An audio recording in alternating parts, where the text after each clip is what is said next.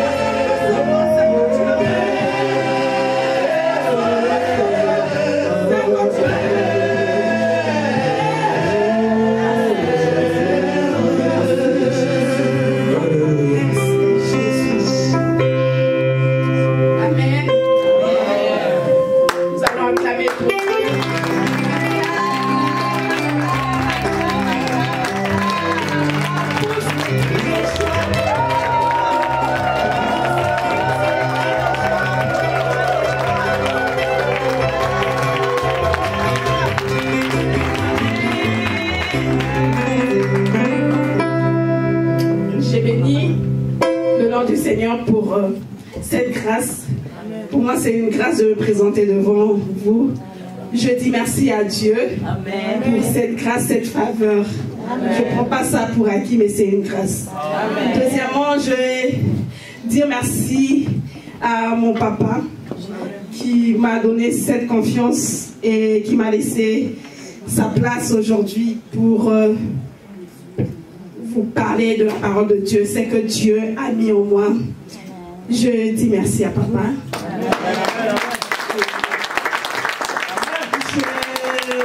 Je remercie aussi mon mari qui m'encourage toujours. Qui me pousse toujours à travailler fort. Et je le remercie aussi là où il est. Et je remercie aussi l'Église. Amen. Alors sans plus tarder, nos évangélistes nous ont parlé beaucoup ces derniers temps de la sanctification. Nous avons été tellement bénis d'écouter notre série de sanctification et nous continuons toujours dans la même série. Alors, notre thème de ce soir, c'est de marcher dans l'intégrité. Amen. J'espère que notre lecteur est là. On va commencer dans Hébreux 12, 14. Louis II.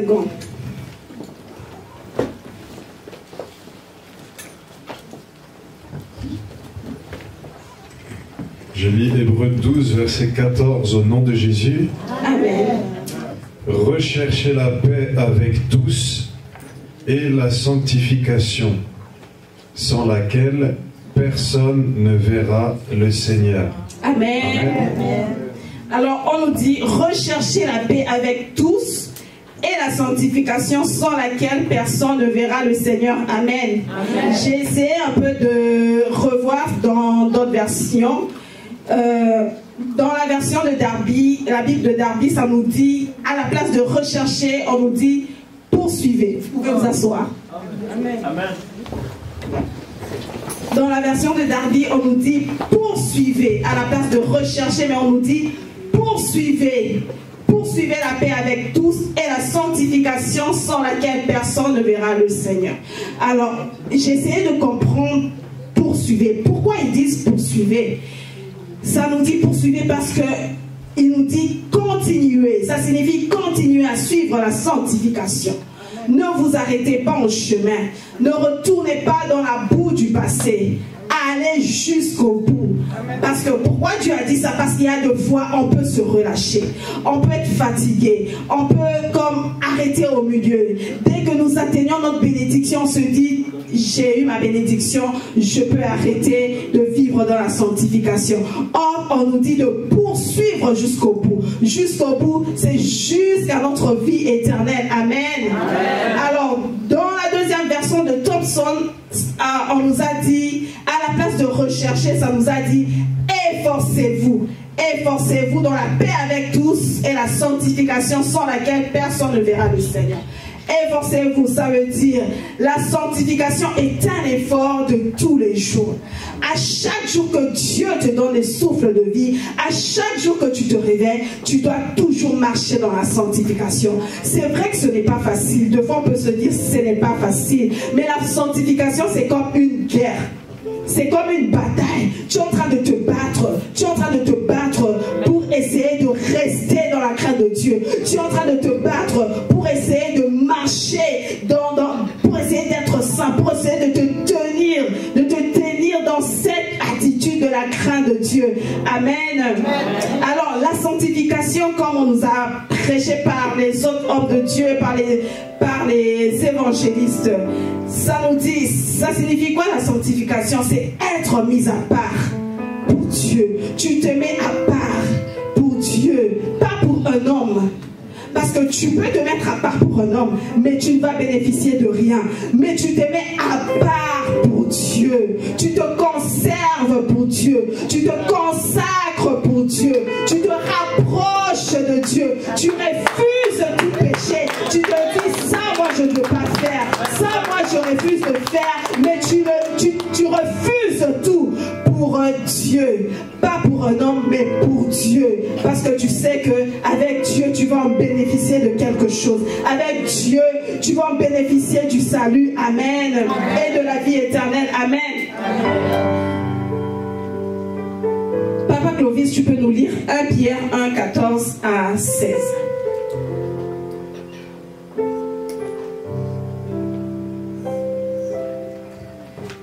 Je lis 1 Pierre 1, verset 14 jusqu'à 16 au nom de Jésus. Amen.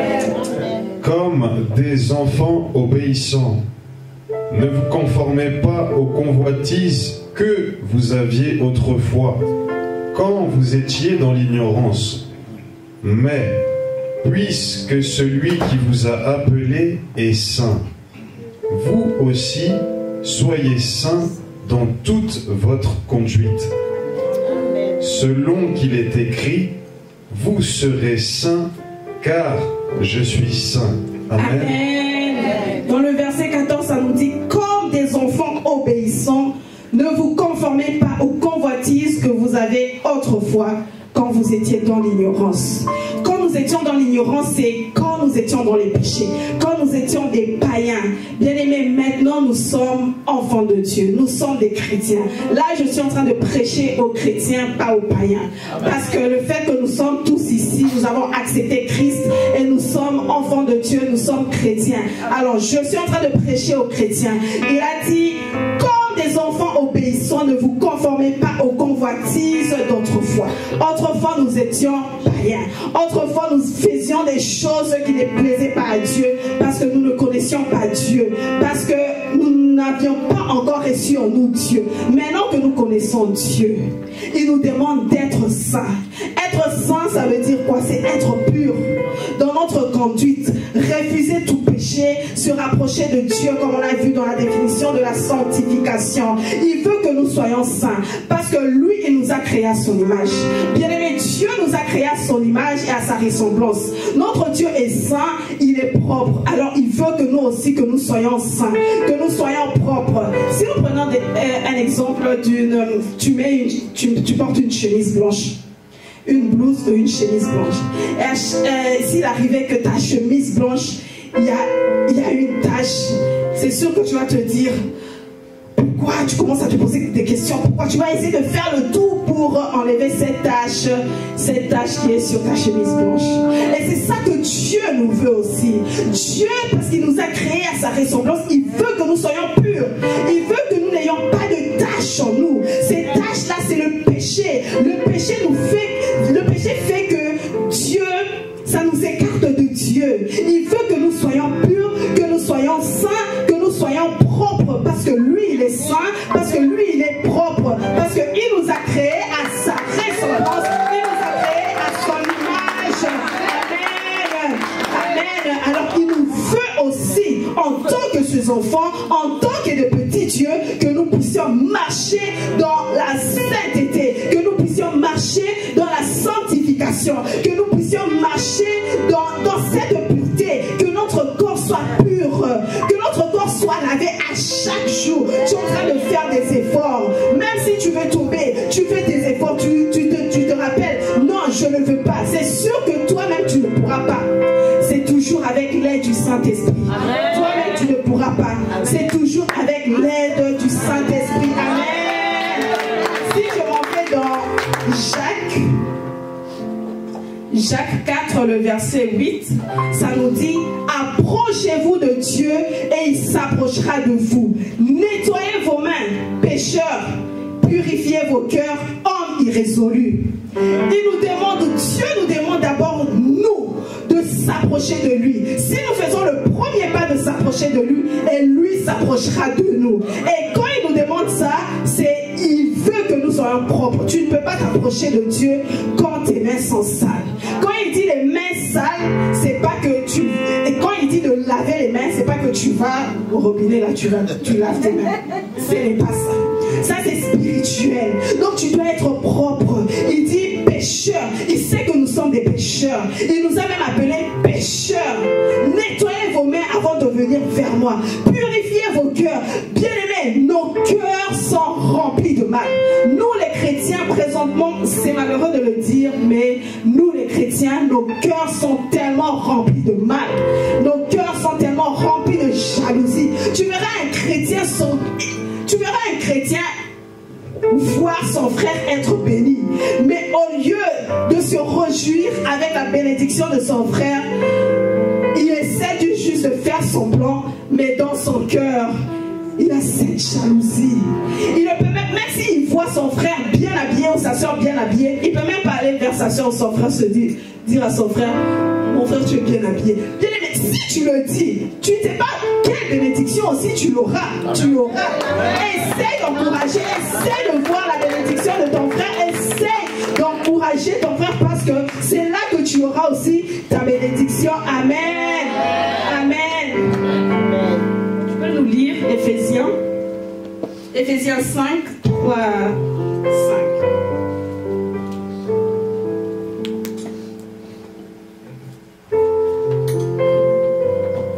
Je lis Éphésiens 5, versets 3 à 5, au nom de Jésus. Amen.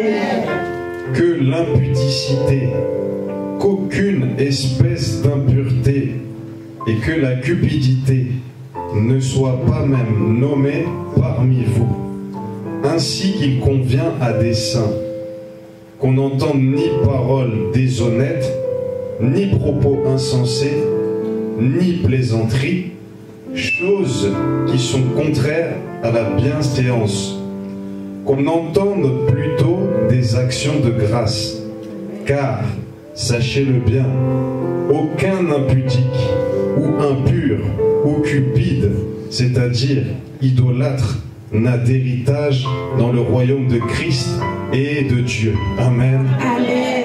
Amen. Bien-aimé, c'est malheureux d'entendre tout ça, parce que maintenant, dans la vie chrétienne, même à l'église, on peut retrouver tout ça. Quelqu'un qui prie, quelqu'un qui passe tout son temps à l'église, quelqu'un qui passe tout son temps dans la présence de Dieu, mais deux fois il peut se retrouver dans l'impudicité. C'est triste d'entendre ça, mais il faut le dire. C'est vraiment triste.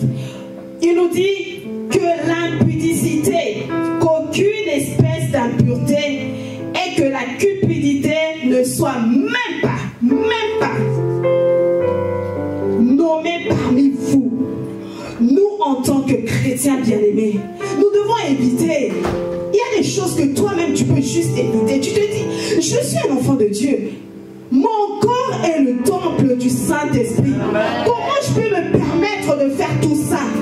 Comment je peux me permettre, même si le pasteur ne me voit pas, même si les membres de l'église ne me voient pas, même si les évangélistes ne me voient pas, mais Dieu est en train de me voir. Dieu est à côté de moi. Des fois nous faisons des choses juste pour faire plaisir aux hommes, pour faire plaisir aux pasteurs, pour faire plaisir aux évangélistes. Mais est-ce que nous faisons des choses pour faire plaisir à Dieu? Bien aimé, la première des choses que tu dois penser, c'est de faire plaisir à Dieu et non faire plaisir aux hommes. Parce que si tu fais plaisir aux hommes, c'est sûr que tu auras la récompense des hommes. Les hommes peuvent te récompenser, mais Dieu, est-ce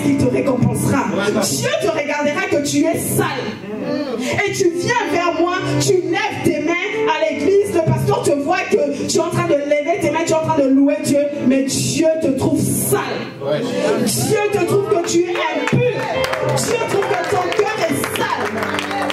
Bien-aimé, il faudrait qu'on fasse attention. Vous savez, le 31, nous avons tellement déclaré. Le 31, nous avons déclaré, Seigneur, je veux que cette année, que tu me bénisses avec ça. Seigneur, je veux cette année. Et le pasteur nous a oint, le pasteur nous a prié pour nous. Mais dans tes décisions que tu as prises, est-ce que tu as pris la décision de dire, cette année, je veux marcher avec toi. Cette année, je veux vraiment marcher dans la sanctification. Je veux plus me focaliser avec toi. Je veux plus me focaliser à te chercher. Nous sommes là toujours à demander des choses. Je veux, Seigneur, que tu me donnes ça. Cette année, je veux que tu me donnes ça. Mais il faudrait qu'on ait cette habitude. Le 31 de déclarer aussi, Seigneur, je veux marcher avec toi cette année. Je veux marcher selon ta volonté. Pas selon ma volonté, mais je veux marcher selon ta volonté. Je veux marcher dans la crainte de ton nom. Ça nous dit dans le verset 4 qu'on n'entende ni paroles déshonnêtes, ni propos insensés, ni plaisanteries, choses qui ne sont contraires à la bienséance, qu'on entende plutôt des actions de grâce. Bien-aimés, maintenant pour nous les chrétiens, tu verras un chrétien en train de parler au téléphone, tu regardes, tu te dis, est-ce que c'est vraiment un chrétien? Est-ce que c'est vraiment un enfant de Dieu? Tu vois les propos qui sortent de sa bouche. Tu vois les propos qui sont en train de sortir. Tu te poses la question, est-ce que c'est vraiment un enfant de Dieu? Et demain, tu vas le voir en train de prier. Et de prier sérieusement en langue là. Hein, comme si c'est lui vraiment le petit frère ou la petite soeur du Saint-Esprit là. Mais si tu le voyais seulement en train de parler ou en train d'insulter, tu te dis, vraiment c'est lui qui est en train de prier comme ça? C'est lui qui est en train de parler comme ça en langue? En tout cas, que Dieu nous aide. Il faut qu'on fasse un effort, bien-aimé. Cette année, essaie de faire un effort. Essaie de faire un effort. Efforcez-vous. Essayons de faire des efforts. Cette année, prends la décision de faire un effort, de marcher dans la sanctification, de marcher plus avec Dieu, de te séparer des petites choses là, des petits péchés là, à chaque fois qui te font tomber. Essaie de te séparer de ça, essaie de faire un effort. Dans le verset 5, ça nous dit, car sachez-le bien, aucun impudique ou impur ou cupide, c'est-à-dire idolâtre, n'a d'héritage dans le royaume de Christ et de Dieu. Bien-aimé, aucun impudique, aucun impur. Tu te regardes d'abord toi-même. J'aimerais que quelqu'un fasse vraiment, se regarde soi-même. Est-ce que vraiment moi je vais hériter le royaume de Dieu? Je n'ai pas besoin que tu me donnes la réponse. C'est toi-même, avec Dieu. Regarde-toi toi-même et tu te dis, est-ce que si Jésus revenait aujourd'hui, est-ce que moi je vais y aller avec ma conduite? Parce que à chaque fois que nous venons ici, tout le monde est saint, hein? Comme papa le dit toujours. Quand nous venons ici, tout le monde, nous tous, nous sommes des saints. Mais quand nous retournons dans nos maisons, qu'est-ce que nous faisons? Quand nous retournons dans nos maisons, au courant de la semaine, qu'est-ce que tu fais? Qu'est-ce que tu regardes? Qu'est-ce que tu prêtes tes oreilles? À qui que tu prêtes tes oreilles? Amen. Bien-aimés, faisons des efforts. Faisons des efforts. Parce que Dieu nous a promis de nous visiter cette année. Cette année, c'est une année vraiment que Dieu nous a promis de nous visiter. Est-ce que quelqu'un peut me dire, depuis qu'on a commencé l'année, combien de témoignages qui sont passés ici? Depuis qu'on a commencé l'année, le mois de janvier 2023, combien de témoignages qui sont passés ici? Il y en a beaucoup, hein. À part ces témoignages qui sont passés ici, qu'on a vus, il y a d'autres témoignages que papa reçoit au téléphone. On ne sait pas, c'est beaucoup. Pour vous dire que cette année, il y aura tellement de témoignages, mais il faudrait que tu travailles pour que tu aies aussi ton témoignage. Il faudrait que tu travailles. Il faudrait que tu dises à Dieu, j'aimerais aussi être parmi la liste de ceux qui vont témoigner. Mais pour être sur la liste de ceux qui vont témoigner, il faudrait que tu fasses des efforts pour marcher dans la sanctification. Il faudrait que tu fasses des efforts pour marcher avec Dieu. Il faudrait que tu fasses des efforts pour te purifier. Il faudrait que tu abandonnes tes péchés. Il faudrait que tu abandonnes les mal que tu fais. J'aimerais que quelqu'un dise, Seigneur, j'aimerais être parmi la liste, sur la liste de ceux qui vont témoigner cette année.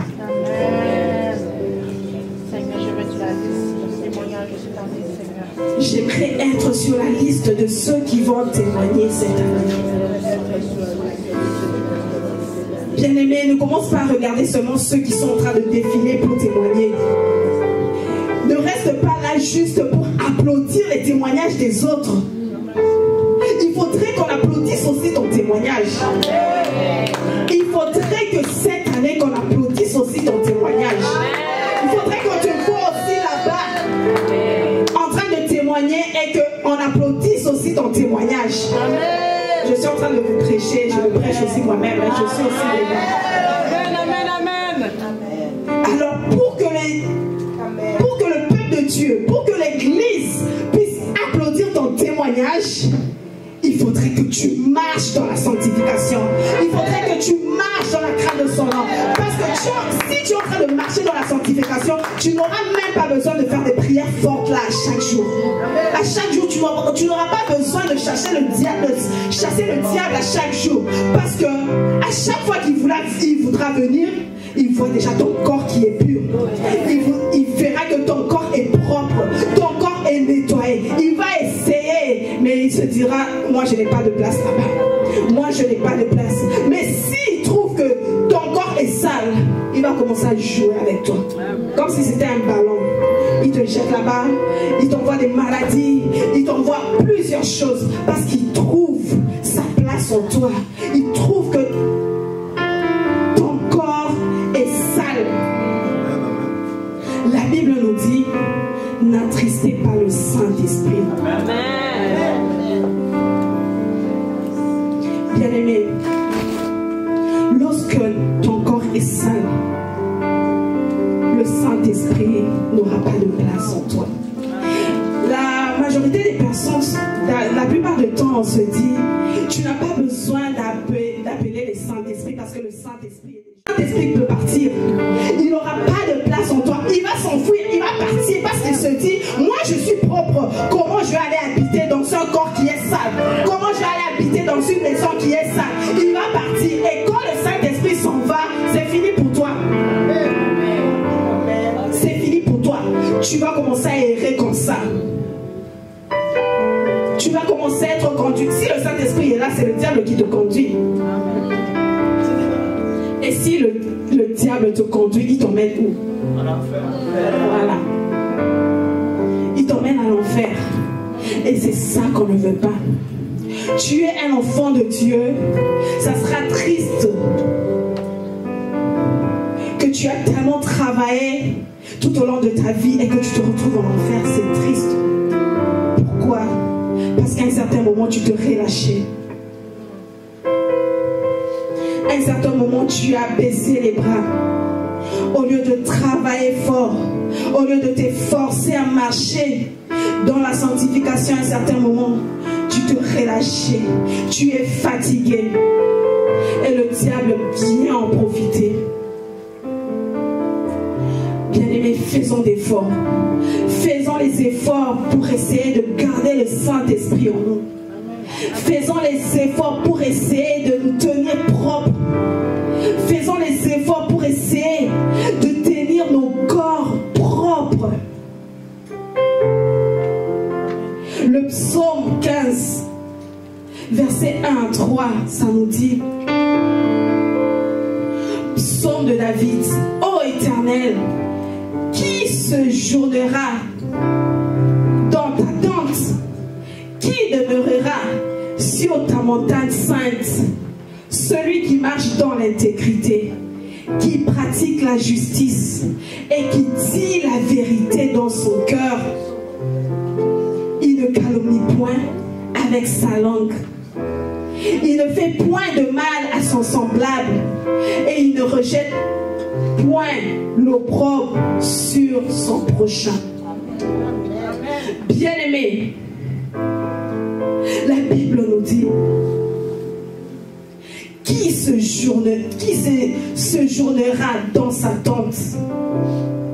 Celui qui est intègre, celui qui marche dans l'intégrité, celui qui marche dans la sanctification, dans la sainteté, celui qui est saint, c'est celui qui demeurera dans la montagne de l'Éternel.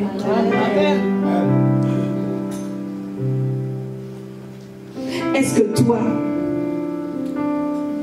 tu es sûr que tu vas demeurer dans la montagne de l'Éternel? Est-ce que moi, je suis sûr que je demeurerai dans la montagne de l'Éternel?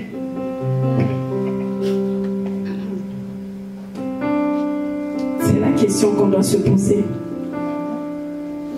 Est-ce que nous méritons ce que nous demandons?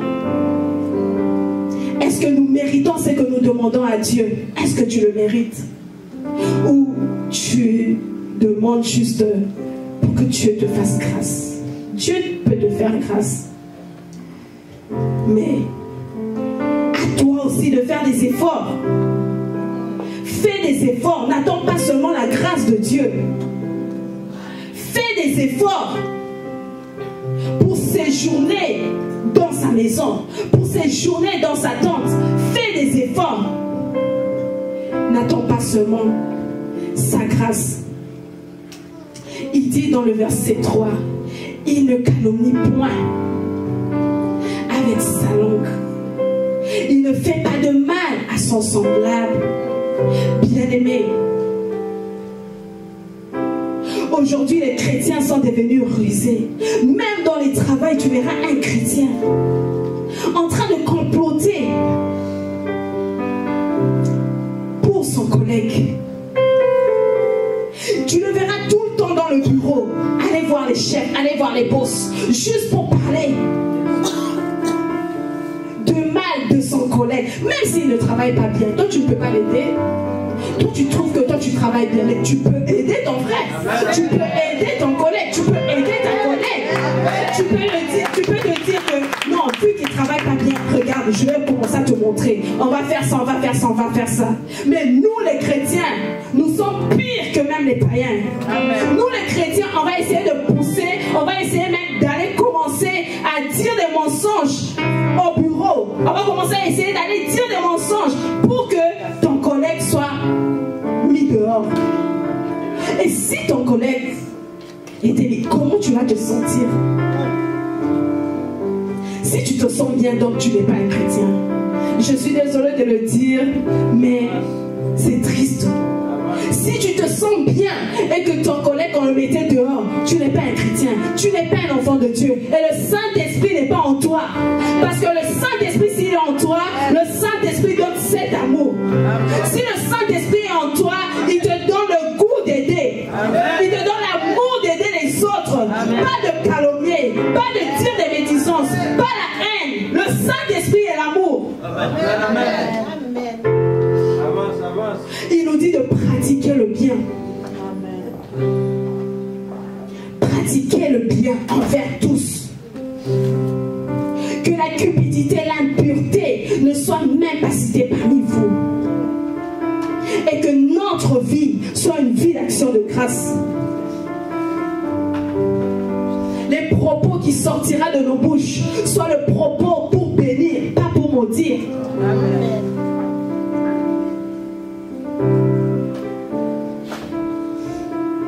Et que nos bouches soient des bouches d'action de grâce à chaque fois, d'action de grâce. Amen. Bien-aimés,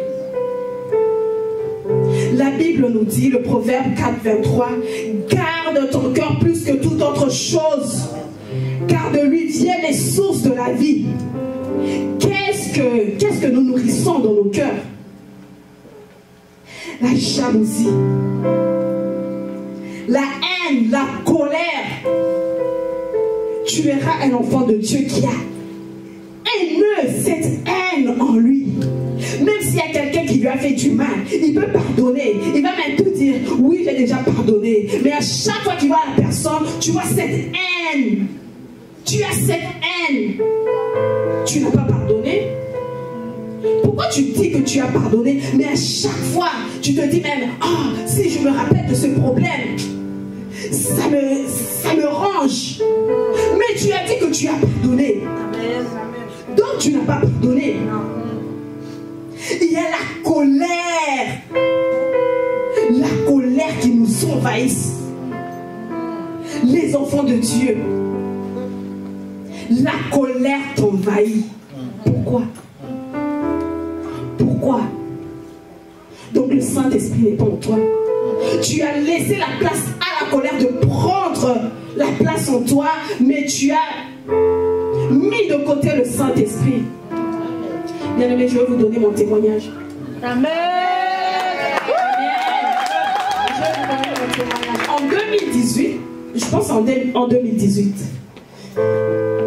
je suis tombée enceinte. Amen. Comme toute femme, si elle tombe enceinte, elle est contente. Je tombe enceinte et j'entre, je peux même dire, j'entre dans la distraction. Dans la distraction de se dire, oui, je continue de prier, mais j'ai laissé la porte au diable. La colère m'a envahi. Même pour des petites choses, tu commences à t'énerver. Et moi, ma colère à moi, c'était pas plus énervé comme genre énervé fort, mais ma colère en moi, c'était plus, tu commences à pleurer. Ça s'exprimait plus dans les pleurs. Tu commences à pleurer parce que tu te dis, si tu ne pleures pas, tu vas mal réagir. Alors, tu commences à pleurer beaucoup. Et à un certain moment, il y avait des petites choses là à la maison, avec mon mari. S'il dit quelque chose, tu l'énerves juste comme ça. Mais à un certain moment, lui, il avait déjà compris, il a dit, ce n'est pas toi, c'est un esprit. Et quand il disait ça, moi, ça m'énervait encore. Quel esprit? Quel esprit? C'est normal, la colère, ça peut arriver pour toute personne. Tu me parles de l'esprit. Un jour, j'ai fait une fausse couche. J'ai pleuré, ça m'avait fait mal. J'ai pleuré. Et la colère continue. Parce que j'avais laissé la place au diable. Le diable est venu me voler. Parce que j'ai laissé la place. Il est venu voler ce qui ne lui appartenait pas. Et comme on a notre papa qui est connecté à Dieu, amen, et je bénis sa vie. Amen. Après cette fausse couche, papa nous a appelés. Les enfants venaient à la maison, on va prier. On a commencé à prier, Et avant même, papa avait déjà remarqué la colère qui était en moi, qui se manifestait par les pleurs. Quand il nous a appelés pour prier, on a commencé à prier. Et il y a une voix qui est sortie en moi. Et la voix a dit, c'est moi qui ai pris cet enfant. C'est moi qui ai volé cette grossesse. Parce que c'est lui-même c'est elle-même qui avait ouvert la porte. Il m'a laissé entrer. Elle m'a laissé entrer plus tôt. J'ai volé. Elle m'a laissé entrer par la colère. Bien-aimé, faisons attention au péché. Ne laissez pas la porte au diable. Ne laissez pas la porte au diable. Fermez toutes les portes. Parce que quand Dieu te bénit, le diable aussi se lève. Il ne va pas te laisser. Il se lève aussi. Parce que la bénédiction, tellement qu'elle est grande, et le diable aussi. Parce que le diable se dit, ah, comment ça il m'a vaincu? Non, je vais me lever aussi. Le diable s'est levé. Papa a prié. Et après la prière, j'ai eu comme une révolte. Ça m'a comme révolté. J'ai dit, Satan, tu es un menteur. C'est fini. Tu ne me voleras pas. C'est fini. Tu ne viendras pas encore jouer avec mon corps. Bien aimé, j'ai pris la décision. Et à chaque fois quand il veut venir tenter, je dis, je sais que c'est toi. Tu ne l'auras pas. C'est fini. C'est fini. Et même maintenant, à un certain moment, mon mari a dit, mais Dieu a agi. Dieu est une autre personne. J'ai dit, oui, c'est Dieu qui a agi. C'est fini. Le diable ne pourra pas encore venir tenter. Même si je voyais quelque chose qui veut me faire comme je dis, tu es un menteur, c'est fini. J'étais déjà gagné. J'ai déjà gagné cette bataille, c'est fini avec toi. C'est pour vous dire, bien aimé, les péchés que nous faisons, il y a toujours des conséquences. À chaque fois que tu commets un péché, il y a toujours une conséquence. Oui, Dieu te pardonne. Oui, Dieu pardonne. Mais il y a une conséquence qui va te suivre. Dieu m'a pardonné. Mais c'était quoi la conséquence? Parce que j'avais ouvert la porte.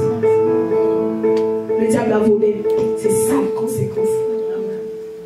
Alors faisons attention à ce qui sort de nos bouches. Faisons attention à ce que nous nourrissons dans nos corps. Faisons attention. Parce que le diable est là aussi, en train de te regarder. Il est là juste en train de voir, de chercher l'occasion par où entrer. Mais si tu fermes toutes les portes, le diable n'aura pas accès. Il n'aura pas accès de venir pour tenter. Il va essayer de voir, là-bas elle a fermé, là-bas elle a fermé, elle était comme ça, elle était en train d'insulter, elle a fermé, elle avait la colère, elle a fermé dans cette porte, elle était en train de voler par exemple, elle a fermé. Donc toutes les portes sont fermées. Finalement elle va se fatiguer, elle va s'en aller. Et à un certain moment, si tu essaies de seulement de te relâcher, c'est fini, il va entrer directement. Parce qu'il est toujours devant la porte en train de vouloir comme essayer de tenter à chaque fois. Mais si tu te fatigues,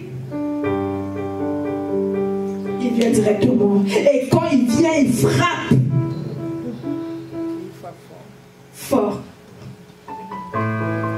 Faisons attention, bien aimé. Proverbe 10, 27 nous dit, lorsque tu crains Dieu, Dieu augmente tes années de vie. Car nous savons que le salaire du péché, c'est la mort. Lorsque tu crains Dieu, Dieu va augmenter ta vie. Mais lorsque tu te détournes de Dieu, lorsque tu ne marches pas bien, tu es en train de réduire le jour de ta vie. Qui vont t'emmener où? En enfer, à la mort. Bien aimé, il faudrait qu'on fasse attention.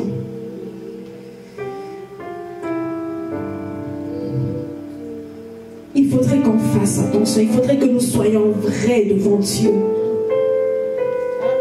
Nous devons être vrais devant Dieu. On ne doit pas montrer que nous sommes vrais devant les hommes. On doit montrer que nous sommes vrais devant Dieu. Parce que c'est lui qui va nous juger. Ce n'est pas les hommes. Les hommes peuvent t'applaudir. Ah, toi tu es saint. Tu es comme ça. Tu marches dans la crainte de Dieu. Est-ce vrai que tu marches dans la crainte de Dieu? Tu as montré ça devant les hommes, mais devant lui. Est-ce que vraiment tu marches dans sa crainte?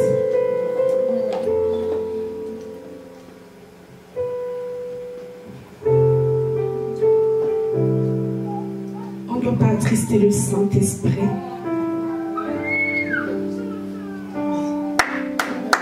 On ne doit pas attrister le Saint-Esprit.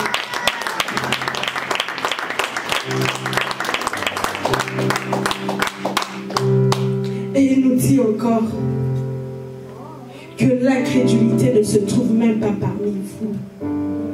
C'est triste aujourd'hui parce que les enfants de Dieu sont devenus tellement incrédules. L'incrédulité règne parmi les enfants de Dieu. Tu verras un enfant de Dieu, on lui donne un message, une parole, et il se permet de dire, et il dit seulement comme ça. Est-ce vraiment ça va arriver? Bien-aimé, quand un homme de Dieu te donne une parole, ne regarde pas l'homme qui est là, mais regarde Dieu qui est dans l'homme. C'est Dieu qui a parlé.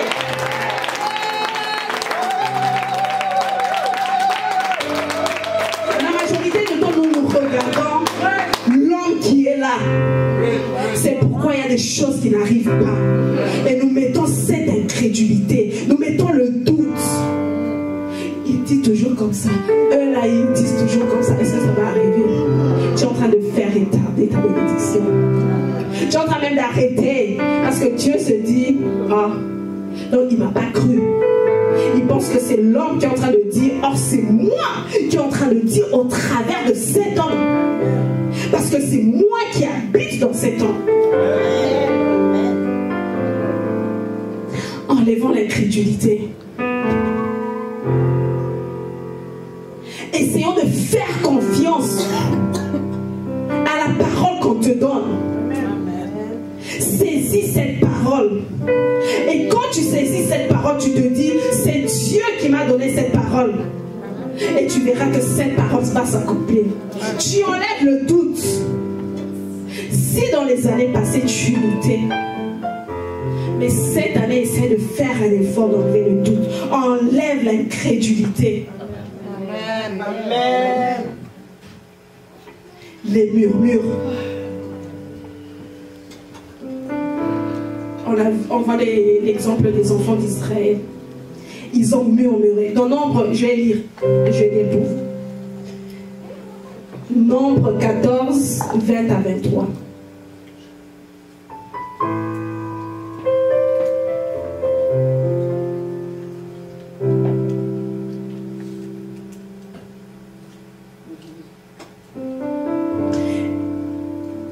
La Bible nous dit, et l'Éternel dit,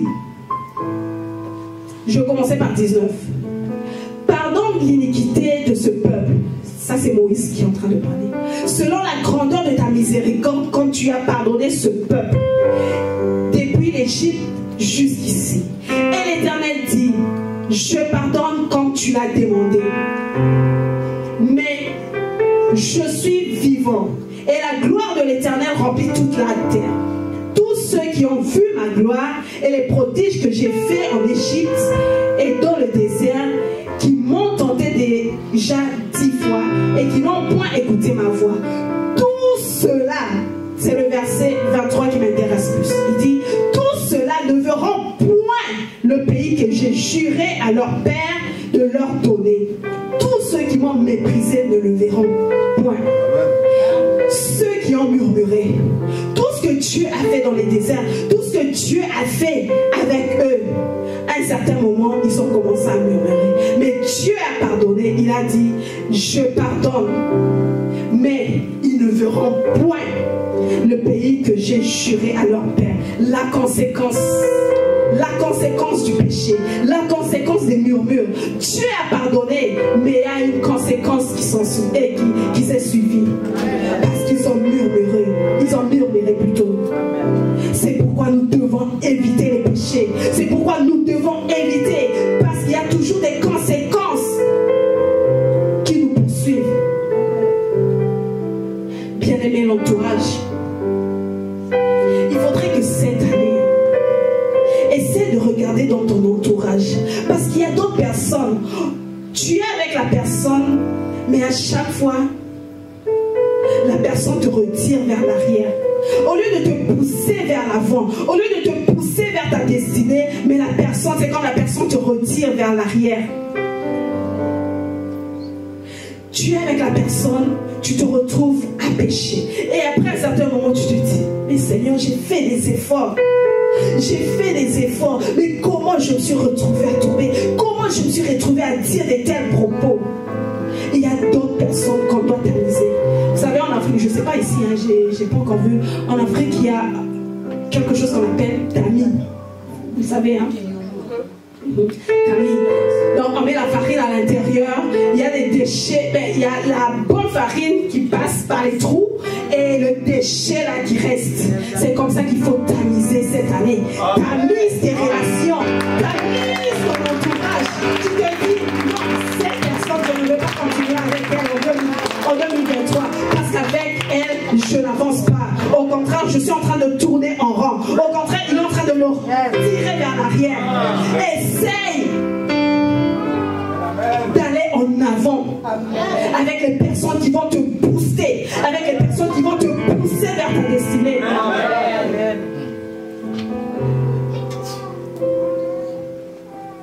La parole de Dieu nous dit, les mauvaises compagnies corrompent les bonnes mœurs.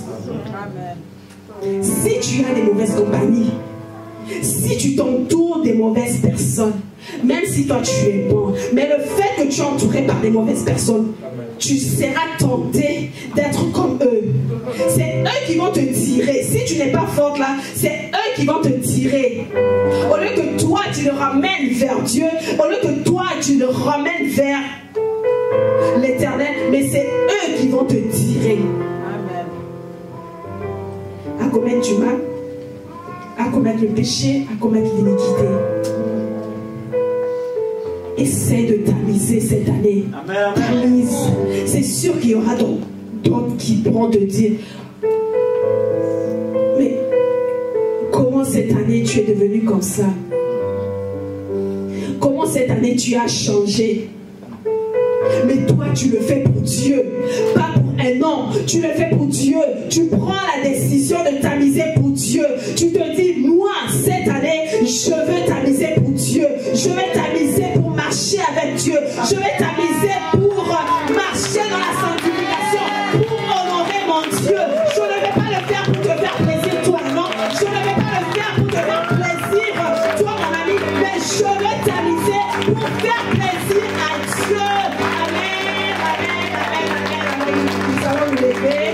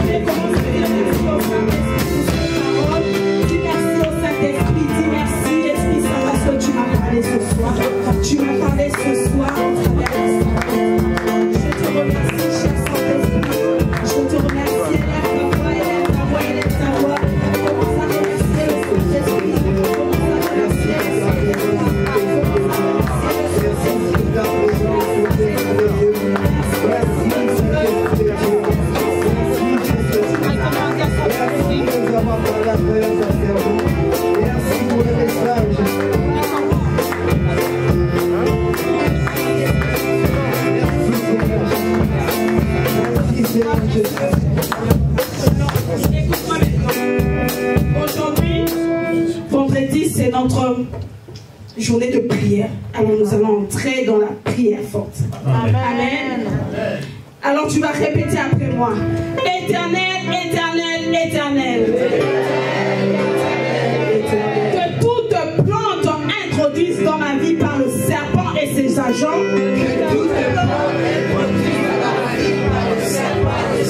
soit déracinée maintenant au nom de Jésus.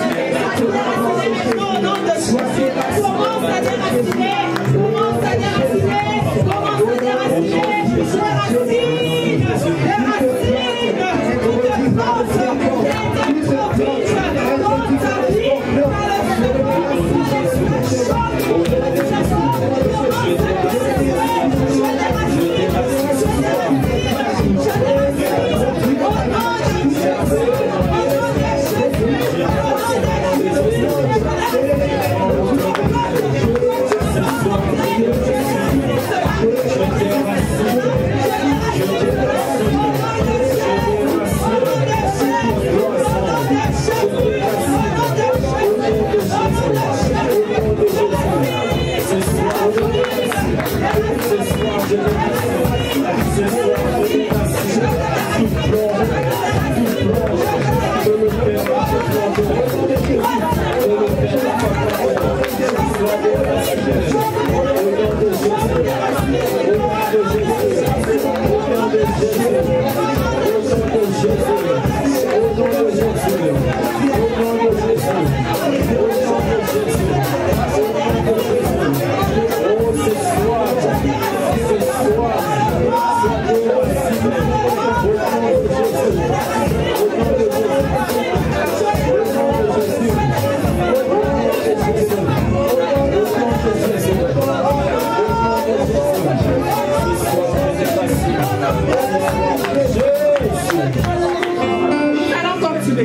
tu vas répéter encore. Éternel, éternel, éternel. Répète encore. Éternel, éternel, éternel. Que toute chaîne diabolique introduise dans ma vie. Pour me garder dans la stagnation. Soit détruite en ce moment même.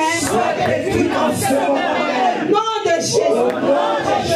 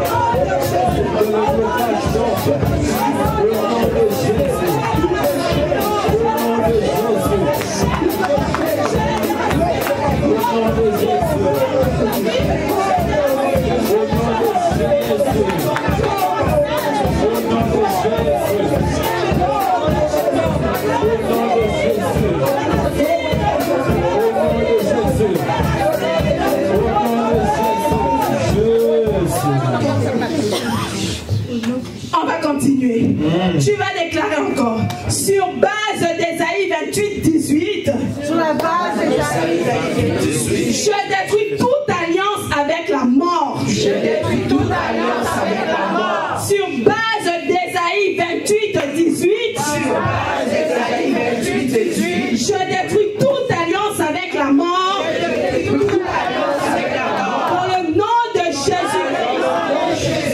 Mort spirituelle. Mort spirituelle. Mort prématurée. Mort prématurée. Mort financière. Mort financière. Commence à détruire. Commence à détruire. Commence à détruire.